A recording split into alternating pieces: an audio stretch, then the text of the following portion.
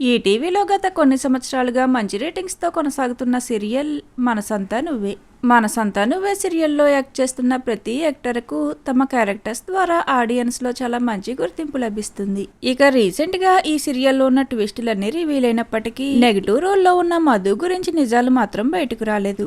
ఇక అలానే రీసెంట్గా మనసంతా నువ్వే సీరియల్లో మధు క్యారెక్టర్లో యాక్ట్ చేస్తున్న తులసి ఈ సీరియల్ నుండి క్విట్ అయ్యారు. అలానే ఇప్పుడిక సీరియల్లో మధు ఆరాధ్య ఒకటి కావడంతో ఇకపై సీరియల్ స్టోరీ లైన్ సరికొత్తగా కొనసాగనుంది. అయితే ఇక గత కొన్ని ఎపిసోడ్స్గా సింధు కొడుకుగా యాక్ట్ చేస్తున్న ఆరుష్ సీరియల్లో కనిపించడం లేదు.